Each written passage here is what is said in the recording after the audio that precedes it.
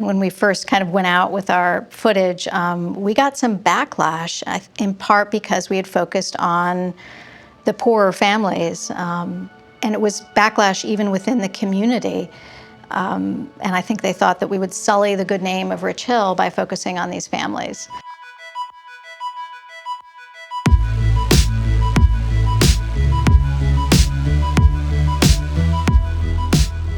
Hi, I'm Raihan Salam. Today, Vice meets Tracy Droz Tragos, director of Rich Hill. Tracy, thanks very much for joining me. Thanks for having me. So Tracy, Rich Hill is the name of a town. It's a town in rural Missouri. And it's a town that you didn't choose at random. No, I have a deep connection to the community and the town. It's where my father grew up, and it's where my grandparents lived throughout my life, and they were like surrogate parents to me. So I spent almost every summer and every winter break there growing up as a kid. And how did your relationship with the grandparents evolve and the town evolve over time? Well, I mean, I always, and even today, find so much beauty in the town and in rural America, in nature there and the green trees. But industry, there really is none there. And over my lifetime, I've seen businesses close. What used to be a corner pharmacy in the center of town closed, and the building crumbled and fell to the ground. And, for many years, nobody picked it up. I think eventually they picked up the bricks. But yeah, over my lifetime, the town has lost people and lost jobs, and a lot of families that are still there are struggling. So you saw these snapshots of it very consistently every few months, and you would see it slowly. It's change in a way that was perceptible precisely because you weren't there the whole time. I think that's probably true. It's an interesting, in some ways I was both an insider and an outsider. So yes, in the capacity of an outsider, I had a bit of a distance from it and could see. Tell me about the contrast with the other months of your life when you were growing up. Well, the other months of my life were mostly spent in Northern California with my mother, who's a working woman. She's an attorney. So it was, urban setting and California, very, very different. Was there a sense in which being in Northern California, being around your mother, there was a different kind of ambition? There was a different kind of sensibility among the people you were surrounded by than there was in Rich Hill? Well, certainly my mother moved there in part because of the Vietnam War. My father died in the Vietnam War, and she was active in anti-war, in the anti-war movement. So she had more camaraderie in Northern California, certainly. She was politically minded, and that gave her a community. Yes.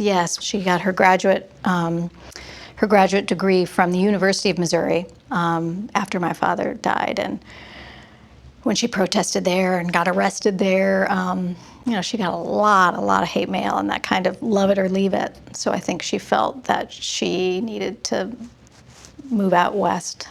So why did she want you to have a connection to this town, this rural town that was, very different from the values that she had come to embrace? For my mother, I think it really was about a relationship with my grandparents. And in that way, by extension, I could have some connection to my father that I wouldn't otherwise have had. So she sent me always by myself because she was working.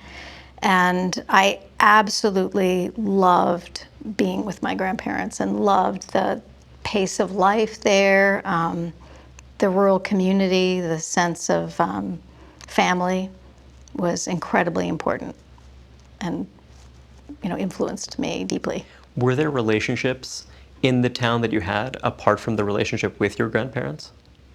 Yes, I think because my father died and was a kind of revered in the community because he had received an appointment to the Naval Academy, and so was kind of a local hero of sorts. Wow. So he was this kind of bright young man, but yeah. he wasn't a jerk. So no, he wasn't a jerk. He was a nice guy. Yeah. People loved him and loved my grandparents. So when I got to town, they would kind of take me around to visit all kinds of people. Was your mother the person who stole him away?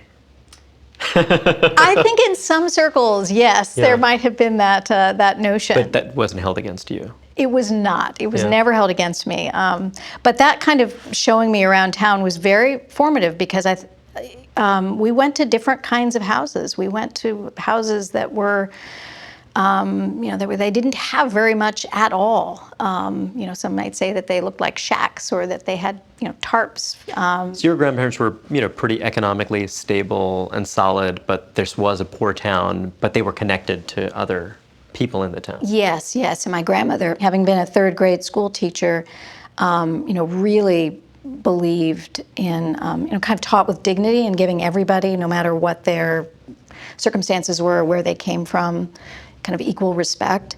So I saw that in the way that we would, visit people around town. It didn't matter what they looked like or, obviously what their economic background may have been. Equally, we would stop and pay our respects. That's what it was actually called. We were paying our respects. So. Yeah, it has a literal meaning. And yeah. Was there a time when there was a rupture in your relationship with the town? Like, was there some period of years that went by without your going back consistently? Yes, I think after college, and then certainly when my grandparents died, which has been 10 years. And that was incredibly painful for me, actually. And I think part of what drew me to make this film is because I'd lost a kind of connection, and this was a way of selfishly getting it back. So Tracy, describe the film to us. I mean, in broadest outline. What is the film about, and what were you trying to accomplish with it? Well, the film, in the end, is about 3 boys and their families, and their challenges and circumstances growing up in this town that could, it's very special to me, but could be like many, many towns across America that you drive by or fly over. It really isn't unique in its circumstances. But it's about these families, and it's about the love that they have, and it's about the challenges that they have and how they persevere. And we wanted to focus on kids because we thought it would be harder to dismiss them. I think a lot of families, like those in our film, are dismissed in America because we say that they, deserve the circumstances they're in. It's their own fault. They've made bad choices, or they're living off the system, and they deserve to be where they are.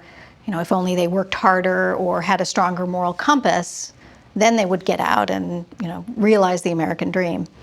But from, my vantage and the year and a half that I spent with these families, I strongly believe that that's not true. It's not an equal playing field. And there's no way that without some kind of social capital and supports that these kids could realize, their ambition. This idea of a town that was integrated in some way with people from different kind of backgrounds, having relationships with each other. Do you feel as though that's still true of Rich Hill, in this era right now, that there's still that kind of connection between different people in the town? Somewhat. I think, we had a Kickstarter campaign to finish our film. And when we first kind of went out with our footage, we got some backlash, in part because we had focused on the poorer families. And it was backlash even within the community. And I think they thought that we would sully the good name of Rich Hill by focusing on these families. So, I wonder. I don't know. I'm still kind of on the fence of that insider-outsider, so I can't speak completely for the town and how people from different backgrounds are embraced. But I will say that the kids, I think, for the most part, in the school were kind of invisible, and their circumstances weren't widely known. And part of that is because I think there's some shame in poverty, and you don't want to just come out and talk about some of the hard stuff that may have happened over the weekend, or that you didn't have breakfast, or that you didn't have hot water, or that you didn't have electricity that morning, and that's why you're late, because you didn't have an alarm clock or a phone or anything that would wake you up. But you don't necessarily come out and say that because there's shame in that, especially for adolescents that want to, fit in. And how did you find these boys? We found them in different ways. I mean, we really cast a rather wide net. We do have family still in town. My uncle lives there, and we have cousins, and we met Apache in school, in gym class.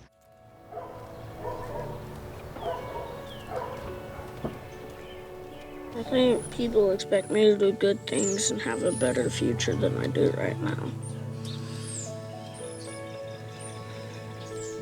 I don't even know what to do anymore.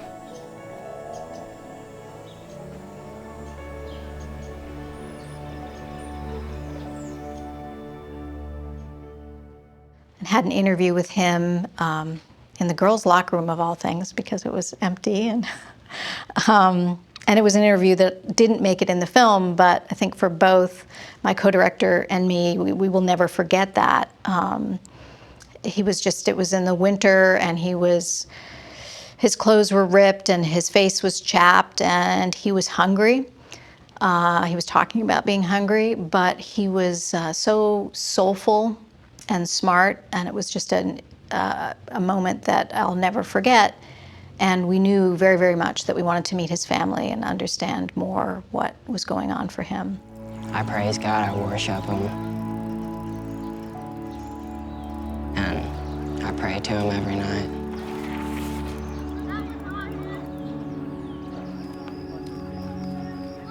Nothing's came, but that ain't gonna stop me.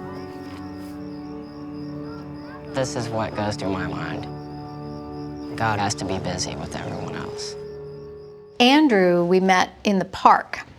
Some kids kind of hang out at the park by the picnic tables, and we met him there. And he was a little posturing, it wasn't a connection right away. I wasn't immediately drawn to him until we went home with him, and he just kind of opened up, and we met his mother, and they were so loving to each other. People around town, they walk towards us or walk past us with their nose 50 miles in the air, acting like their shit don't stink, and acting like they're better than us. And I don't fall for that. We're not trash. We're good people.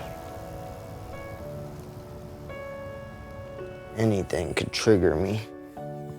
The smallest, slightest thing you think wouldn't trigger most people will trigger me.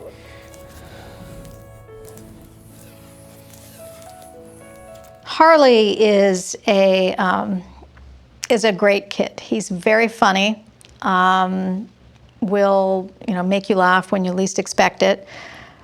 His mother is in prison, and the circumstances of that are revealed through the film. But he lives with his grandmother, and it's 4 generations of a family living in a double-wide trailer. And his grandmother is very much his caretaker, and she's also the only one in the family that works.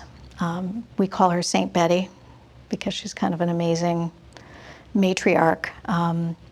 But Harley struggles a lot. Some of it is with anger, and I think it's also grief for him that he doesn't have his mother in his life and is not able to see her, and he misses her deeply. Since this film has been out and people have started to see it, we were able to arrange a meeting with his mother, and so Harley has seen her, and he now wears her hairband on his wrist in memory of that visit. And we're hoping, she goes before the parole board this month actually, so we're hoping that she may soon be out and be able to be with him. I think in part we were able to have the access that we had. Initially it was on our grandparents' good name, and I had also made a film about my father, and many in the town had seen it and thought I did a decent job.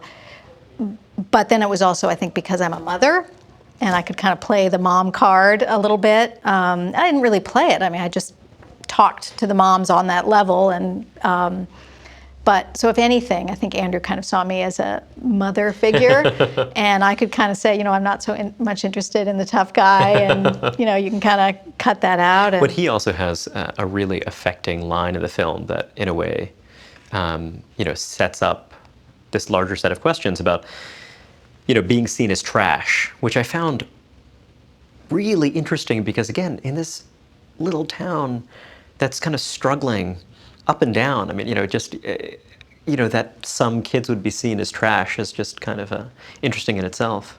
Yeah. No, I mean, I think that's part of the sting of, poverty, and is the shame, and is the lack of social capital, and is the notion that some people think, you can be dismissed. You're not important. Well, you talk about shame. And yet, you also mentioned that Andrew has a kind of pride, and he kind of has a way of carrying himself. He has a kind of charisma. And I wonder if those things are actually related. Like, is there a way in which the more kind of prideful you are, the kind of harder it is to actually seek help, or to kind of try to kind of change your life, or to I wonder about that. No, absolutely. I mean, I think as much as, in some ways, I think the kids embrace this myth of the American dream as well, that, if I just work hard and, do what I'm supposed to do, it's all going to fall together, and I shouldn't ask for help. They are being fed that and feel that, and so I don't ask for help. There's shame in asking for help. I think that has definitely shifted specifically for the kids in the film and the families in the film since they participated in the film's release and seen the film and gone to festivals. I think there's kind of an ownership of, no, these are my circumstances, and I don't have to be ashamed of it, and I do belong in this country, and I do have a voice, and they're embraced by audiences, and that has shifted something in a significant way. So do you feel as though you wanted people who were emblematic of some kind of larger theme? Was that part of it? I mean, because they're obviously quite different from each other. Well, in some ways, their stories overlapped, and so we saw them as three boys kind of representing one. So we didn't repeat things. When there was overlap, we didn't feel a need to tell that part of the story twice. But sure, there are definitely differences. I mean, I think for Andrew, part of why he has this optimism is because he does have two parents who are present. And however flawed they may be, and whatever challenges and things they may be grappling with, they're there. And that makes such a huge difference. I noticed that you interviewed, and you the film is built around the experiences of three boys. And when you look at American neighborhoods that are in crisis, that are under stress, I think that, this is a little bit of a stereotype, but I think it's fair to say, you oftentimes see women who are adapting to their circumstances and doing not necessarily well, but managing. And you see boys and young men who are not. Is this something that you saw in Rich Hill as well, a kind of world where the kind of women were adapting to these changed circumstances in very different ways than the men? There are definitely challenges that girls and women have to deal with. But the experience of boys is unique, and I think part of it is the expectation of men, and what they are asked to do and what they are asked to be. And there's a certain amount of anger at not being able to do that, and a certain amount of violence that maybe erupts sometimes. And all of the boys in our film had brushes with the juvenile justice system. And I think that's a real threat, often more so for boys. It is very valuable that you included Andrew, someone with a kind of two-parent family, in the story, partly because, there is this notion, contested, but that one of the reasons why girls from single-parent families sometimes do better than boys is that, sometimes when you're a girl in this kind of a family, you have this expectation that, okay, life will mean that I will eventually have to be the breadwinner and the caregiver. And so there's perhaps a kind of seriousness that flows from that. Whereas for many boys, who don't have that kind of presence, there's a little bit more ambivalence. Did that factor in at all? That's interesting. I don't think this is a very interesting conversation, because I've never talked about that. But, I would think that another aspect really is also role models. Yeah. I mean, the women are there, the moms are there, except of course Harley's mom, who is in prison, but very much wants to be there. In every case, the moms had been employed. I mean, I think Andrew's mother had health issues in the film, but actively involved in the children's lives, actively involved in the household and keeping it up as best they could. So that, they were providing role models for the girls in those homes. And the boys don't have that, except for Andrew and his father. Tracy, you love this town, and I think that comes through in the film. It's an incredibly central part of your life and your character. You have to wonder, as you said earlier on, Rich Hill is certainly one town with its own distinctive story, but there are many towns across rural America that struggle in these ways. And there's so many bright people who leave these towns. What do you tell someone who wants to leave a town like Rich Hill? I mean, can you really tell them, not to do it, to kind of stick around and to fight for it, when it seems as though the forces cutting against it are just so powerful that you almost wonder if it just kind of makes sense to allow such towns to fade? Yeah, that's a tough one to answer. I have, my family that still lives in the town. I think that's something that particularly my peers, my cousins that are there grapple with. I have an amazing cousin who has a solar panel business in Rich Hill and is so excited about it and gets so much grief from kind of the good old boys and, that we should just keep up with our coal industry and it's hard. I don't know how much longer he'll be able to stay there, but I think he wants to. He wants to be able to be there. There's a lot that he loves about being there, and yet it's hard to be there. I mean, there's potholes in the road, and there's resistance all the time, and there's not a community of like-minded folks. Is there a particular moment in the film that you'd want folks who haven't seen it yet to see, that you feel kind of captures the spirit of it? Or? Well, the film, we hope, is very immersive and has a bit of a slow burn to it, because we really did want to take you to this place and have it be very immersive. But I think one of my favorite scenes happens at the very, very end, when Andrew and his family are together on the 4th of July, and there's just a sense of optimism and a sense of that family coming together against all odds, and Andrew being strong, and in some ways there's a sort of something being passed from his father to his son in that final moment that I love, and feel actually we captured. We didn't make up. It's a documentary, and that was really happening in that moment. I love the moments when, just of innocence and being a kid in rural America. When you're running through the grass and doing cartwheels and having a race with your friend, and there's so much hope and optimism in the way these kids play and hang out with each other, and every day is a new day. And at some point, you could see with the parents that hope eroded. And for the most part, they didn't have the optimism and hope that their kids had. Were there things that did make you feel hopeful? Are there people in the community?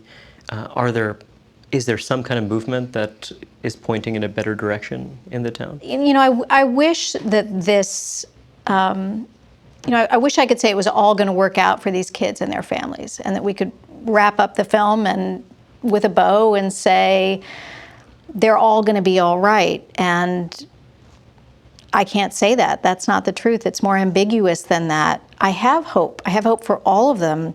I actually have great hope for Apache's mother. she's young enough, and in seeing the film and the experience of sharing it with audiences, she cries when she talks about her own capacity for change. She's in her early 30s. She looks a lot older because she's missing a lot of teeth and she's overweight.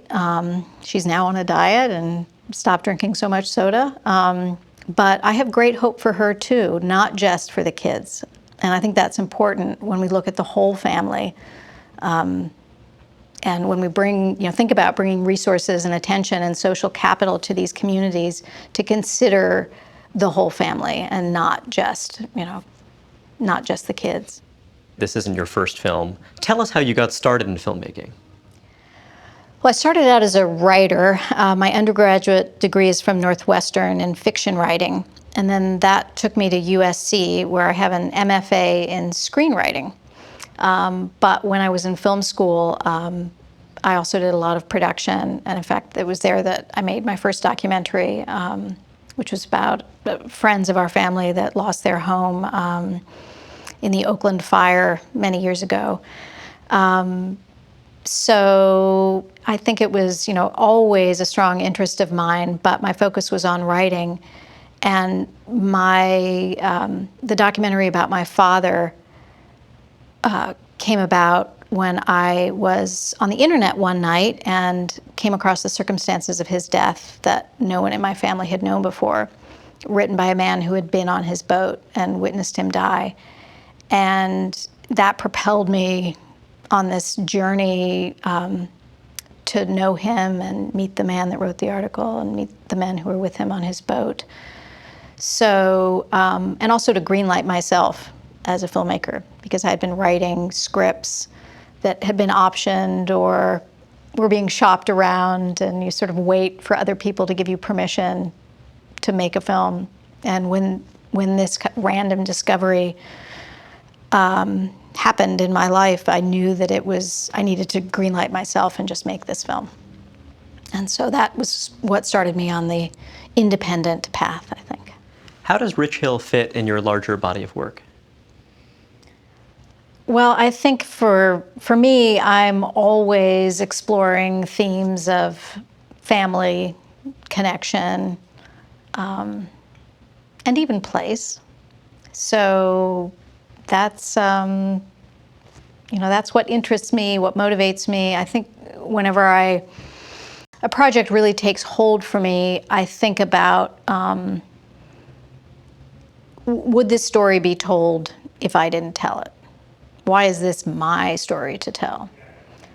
And I think if I can say that, this is not going to get made if nobody else, if I don't make it, then that usually lights a fire enough for me to say, okay, I'm going to do this. Tell me about some of the other projects you're working on.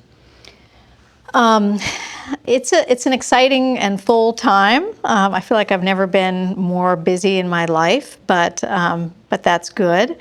I'm working on sort of my own, perhaps, version of, people may be familiar with Boyhood and the Linkletter's, new film. I'm perhaps working on my own version of that with a young woman named Sarah, who's recently had a baby at 16, and I'm actually going back there on Monday, and my plan is to have a very long-form relationship on film with her and chronicling her journey with her son as they grow up together, because it seems like that was sort of the first part of Rich Hill, with all of the boys having teenage moms. And so how did they get there, and how did that start? She had a young son. I'm actually also working on a film about the confidence gap in girls, and centering it on a head of school here in Brentwood, California. So very wealthy, kind of the flip side. But for me, it's interesting to see how these girls in some ways are just as disenfranchised as kids growing up in rural America, in the way that they want to have a future, they're excited about their future, but there are some real obstacles that women and girls still face, and attaining leadership and in this country. So that's another project. And there are a couple of other secret projects. And I've never had secret projects before, but I guess there's some projects that I cannot talk about. I am which makes you really profoundly interested. alarmed. I mean, this is very troubling to me. I hope that these secret projects do not involve, for example, working with the Iranian Revolutionary Guard Corps or something like that. That would be very dark. No, everything is in the United States. I will say, get everything there. Although there is, my family is a little. The life of a documentary filmmaker involves some risk, but nothing valuable doesn't require some risk. And it's very true. Tracy, thanks very much for joining us. Thank you for having me.